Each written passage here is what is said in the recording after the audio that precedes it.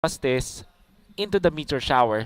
So, ang bilis mang tunaw ng Torre, pati na rin ng Lord at ng Turtle. So mukhang fast game ang hanap ni Omega dito for that matter as we go into game number 3. It's a best of 3 series. The final game of the day and the final, well, literally the final game of the day. Wala na tayong series to follow. Bukas na ulit yung ibang laban. And it is Beatrix on the gold lane. Pakito on the EXP lane. Man, I like the adjustment mula sa LPE. So na-mention natin kanina na pwede siyang gold lane Chang'e.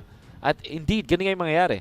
So si Arms, instead na mag-Chang'e siya na yung Sylvana na alam natin na pwede sila magpalitan. Nung first pick Benedetta mula sa LPE, nag-decide sila, okay, sige, si Bimo na lang yung gagamit as the roaming Benedetta. And this allows LPE na magkaroon ng sobrang taas ng damage output sa lahat ng stages ng game natin early until the late game dahil sa coverage na meron ang isang Chang'e, Yisenshin, and Barat's combo.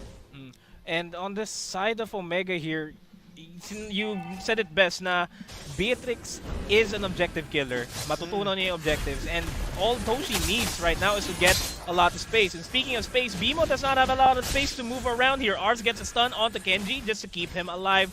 And they manage to not secure the orange buff for themselves.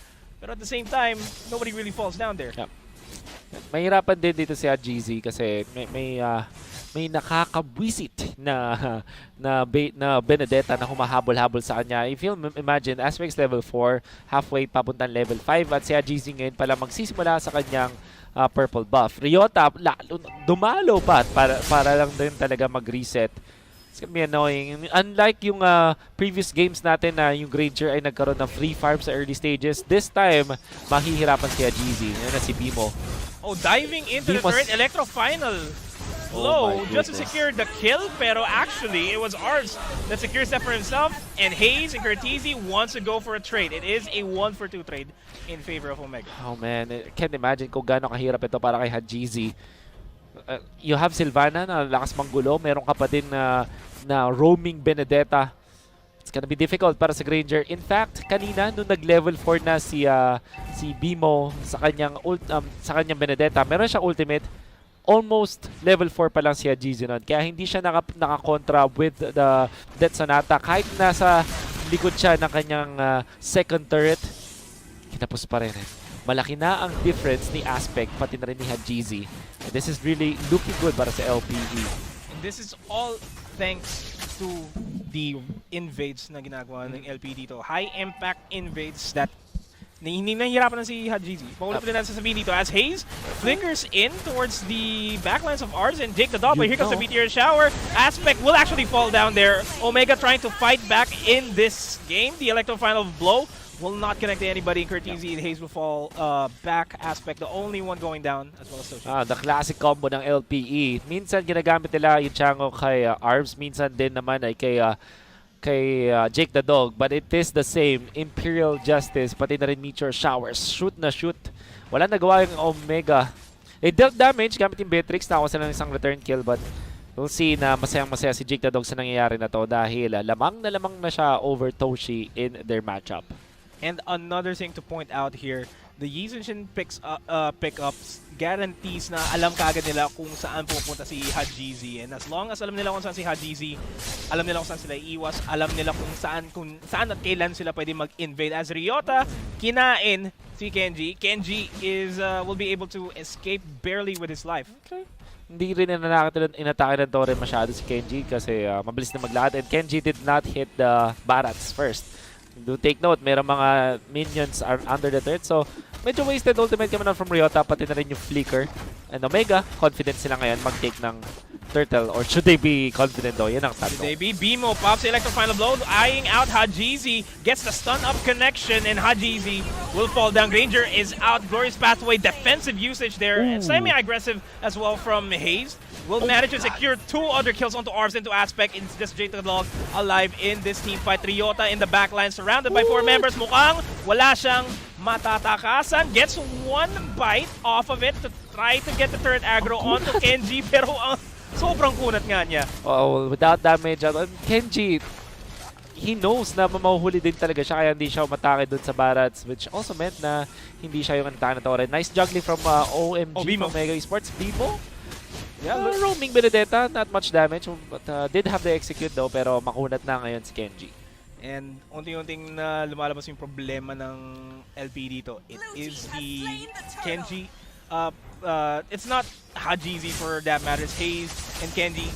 As I say that, Toshi goes down. And we haven't seen an objective being secured by Omega just yet. Maganda yung kill na nakuha ng Omega, 3 dun para kay Toshi, but the fight afterwards, nag-favor talaga si LP and Hayes.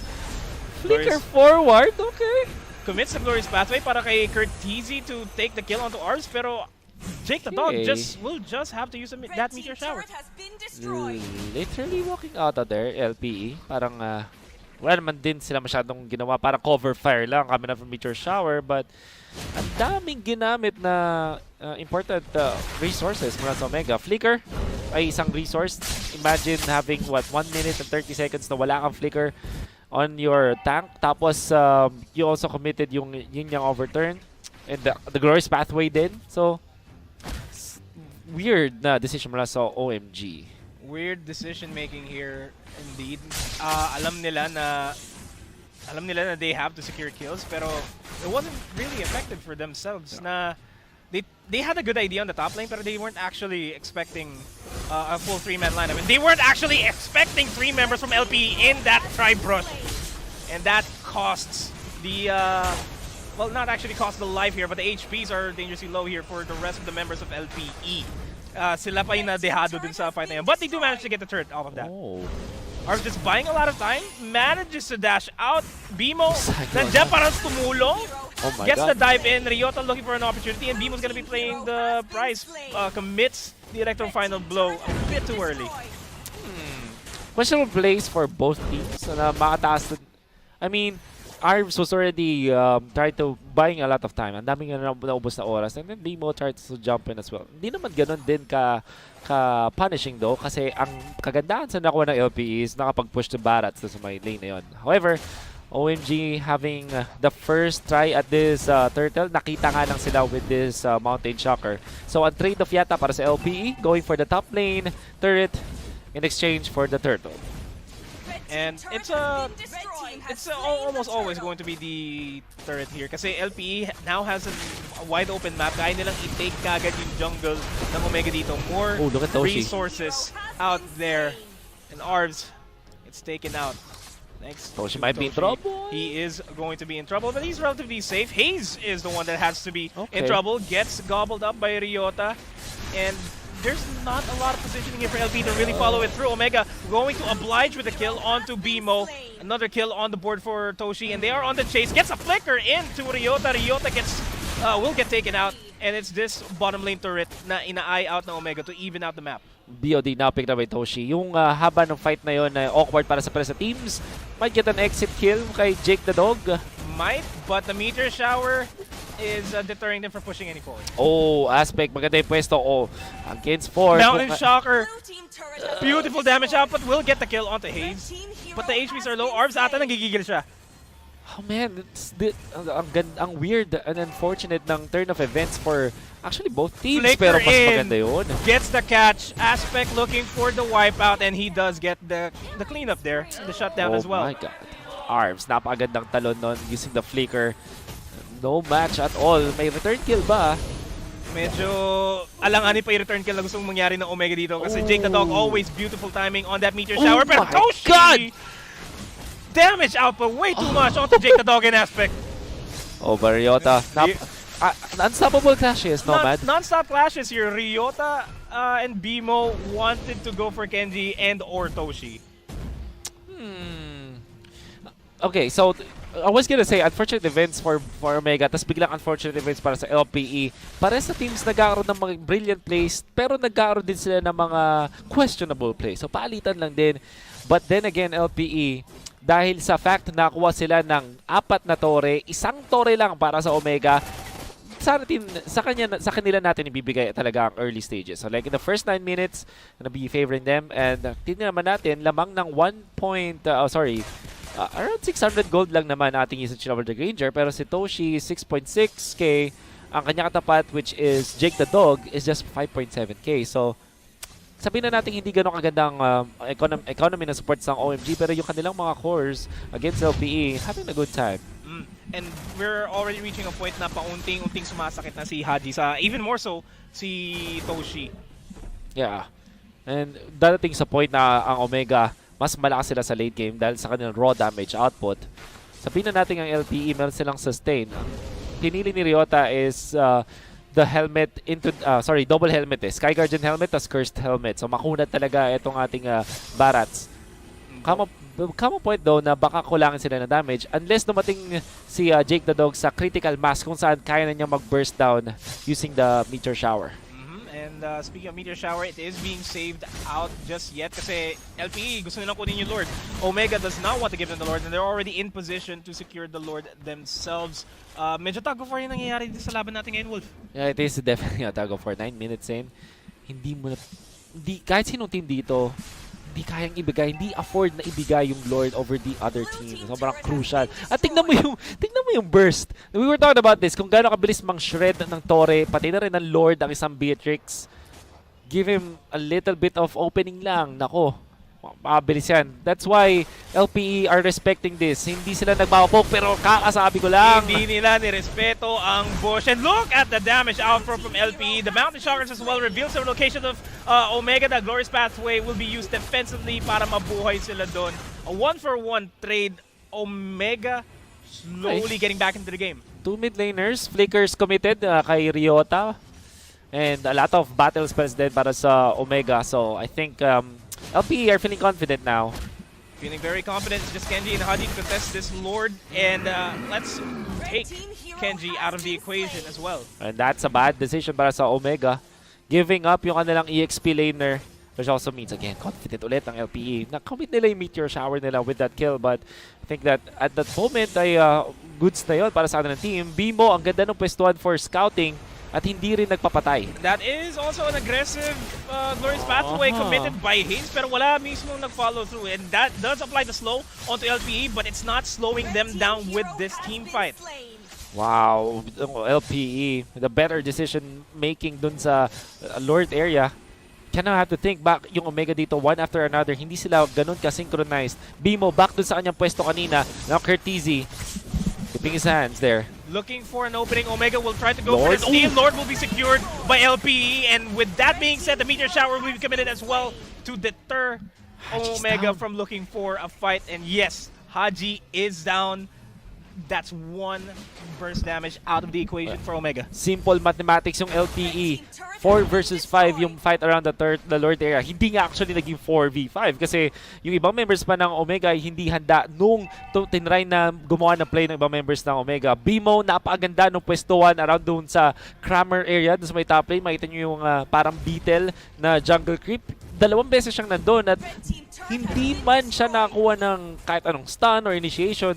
Yung fact lang na alam niya kung nasa yung mga members ng Omega, that's already enough. At napapakomit din yung Omega dun sa tank natin na si Bimo. Kaya naman din effective paminsan-minsan ang isang roaming Benedetta. And now Omega, they're in trouble. They are in trouble. This is a throwback to game number 1 where LP is already sieging up. Beautiful entry there by Arvs. HP already low from Toshi, forced to back off. Yung damage output na meron si Toshi, hindi niya masyado na-apply kasi lagi siya nababurst down. Kailangan niya bumalik agad para mag-reset. That's right. And now the siege for the mid lane is happening as well. They will not be able to secure this, pero they have to fear the fact na yung LPE nasa labas na ng bahay ng Omega. So you see, yung magagandang talon dito ng LPE, kaya natin masabing maganda sila kasi nagugulo nila yung backlines, nakaka-achieve sila ng pag-take ng objectives at hindi lang yan, nakakaalis sila safely. Another jump from Arms. Another Glorious Pathway committed. Hopefully, this is going to be the aggressive play from Omega. Pero again, beautiful timing by Jake the Dog. Hindi niya basta-basta binibitawan yung Meteor Shower. Now look at this decision from LPE, going for defensive items. Kaya ang kukunat nila. And even with jumps, hindi sila napapatay kahit ang taas ng burst potential ng Omega. Bimo in the backlines. Electro final blow. Connecting on the two. Catching Haji. Oh my God, but Haji. it's being controlled out by Toshi. Oh my And the Meteor goodness. Shower, just to add a little bit of salt. I am dumbfounded. Ang ganda nung kontra doon ni Hajizi. I honestly thought na dead to rights na sila trap from BMO's jump, tapos may initiation din from other members of LPE. Pero instead na bumak ng totally, sumindstep siya ng konti, papunta dun sa kanan from our field of vision. And that meant na nabuhay siya. Ginamit din niya yung ultimate kasi meron kang konting recoil coming out from the Death Sonata, di ba? Meron kang konting atras or, meron kang konting roll when you're doing it. Ginamit din niya yung to his advantage after the rondo. Very smart usage ng kanyang Granger. And again, wonderful usage of the Mountain Shocker to get information kung nasaan yung Omega sa mapa. And they know for a fact they are on the top side. They will be creating a lot of space. LPE will be creating a lot of space for themselves to deprive Haji, deprive Toshi of any farms. I like this. Omega, nagpapakita ng veteran moves on their defense, pero yung LPE parang talagang contender yung kanilang mindset.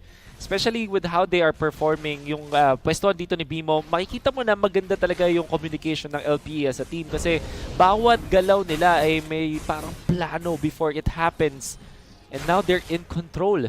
Sabihin na natin na hindi ganoon kataas yung kanilang damage output kung banggaan lang ang usapan, pero the way that they're playing it and yung pagma-maximize nila ng mga heroes nila sa pwestuhan, sa timing, it makes it so na mas maganda yung kanilang itsura when the team fights do happen. And yung itsura ng Omega dito OMG na lang sila. Kasi ang hirap na ng pwesto nila. 2 inhibitor turrets are down. Only 1 turret left dun sa base nila. And if that falls down, mas madali na yung push ng LP to end the game. Omega needs to secure the upcoming Lord. Yeah. Pero LP has the priority. Gotta have to take note. Meron kang Glaive, meron ka pang Holy Crystal doon sa ating Chango. Masakit na yung damage ng Chango ngayon. And positioning na naman. Vision pati ng Mountain Shocker allows LPE to be comfortable taking this Lord. And the dive in Hayes. from Hayes, Glorious Pathway will not be committed. He gets stunned completely. Meanwhile, over in the backside of things, Arbs, the help of the Lord gets the knockup, and OMG is turning the tides of this fight. Ryota, wait, no. Bimo will actually go for Bimo with the the place? He is gonna go for the place, and what LP is doing is they're just delaying the fact na kailangan nila mag-fall back, and mukhang Bimo, the one and army. Toshi has to burst this minion down. Oh my God! Like that! Still is there! Ryota is the one to finish it! What a wonderful way to end the day! Bimo! LPE, oh my goodness!